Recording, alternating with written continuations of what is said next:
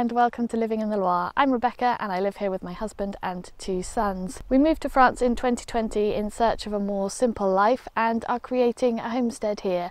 We've got chickens and this year we're really working on the potager.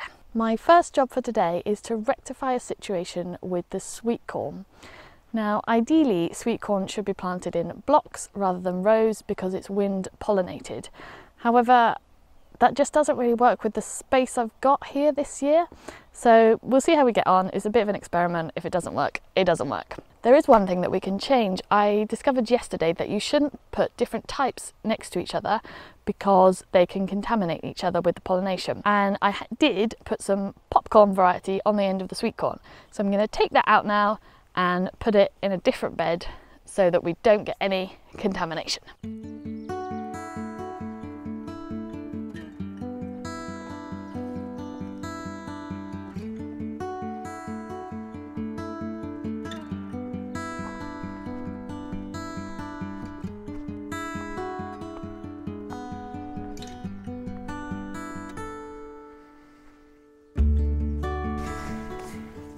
Moving the popcorn into this new bed. I've already got 2 in here because I just had no room for them anywhere else.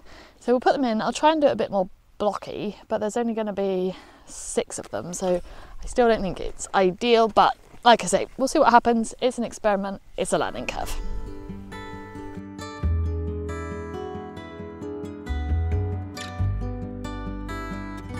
Brooke's job for the day is to try and chisel out some of this concrete along here so that we can have a down pipe coming here for the guttering, and then the pipes can come here and down into the soakaway which we're creating down here. It's proving tricky.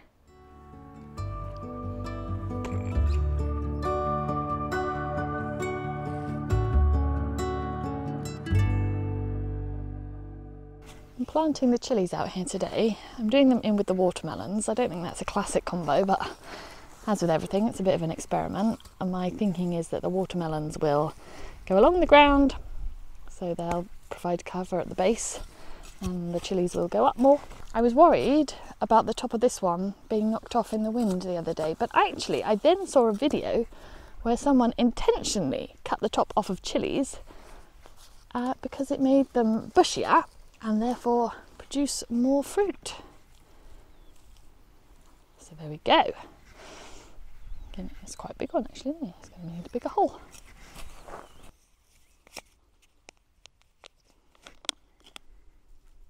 You can see this one, we've already got some chillies on. That is very exciting. After I planted out the tomatoes, I saw a video that said to plant an egg. Yes, a whole egg underneath the tomato plant, either whole or cracked, and that then provides all the nutrients the tomato plant needs. And fortunately, I still had 2 tomatoes that I hadn't planted out because they were quite small at the time. And even better than that, they're the same variety. So they're the only 2 I have which are the same variety, and that is cœur de bœuf. So I'm going to put an egg under one of them, and it's a very unscientific experiment this.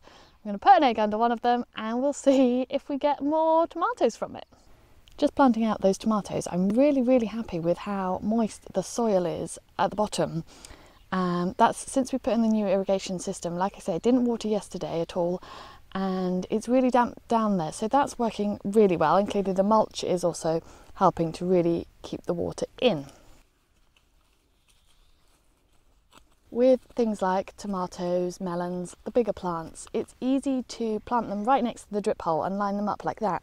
But I'm curious as to how well it's going to work with things like salad leaves, spinach, smaller plants that I'm not going to have spaced as far apart. I'm curious as to how effectively the ones that aren't by a drip hole, how they're going to do. So like everything, it's an experiment and we'll see how it goes.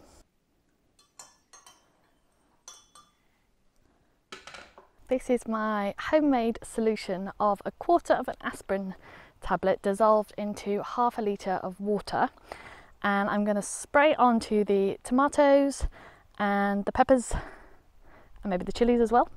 You can actually spray it on a lot of things. I thought it was just for tomatoes, but no, you can do strawberries, but I think I'm too late for that. I'm going to spray this onto the tomatoes because it puts them under a bit of stress. They think they're under a slight attack and then they produce more tomatoes and better tasting ones. You can also spray corn and strawberries and lots of other things with it as well. Right, let's get everything planted out.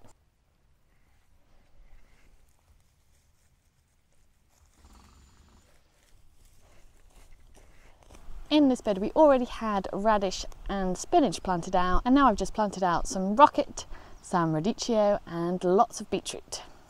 In the bed next to that I'm going to plant out the broccoli, and going forward this is going to be the brassicas bed, and I've got a net to cover it over so hopefully no pesky butterflies will get it. Look at the sky, Bex. It's amazing. It's like Candyfloss. The calm before the storm. Starting at 5 AM apparently.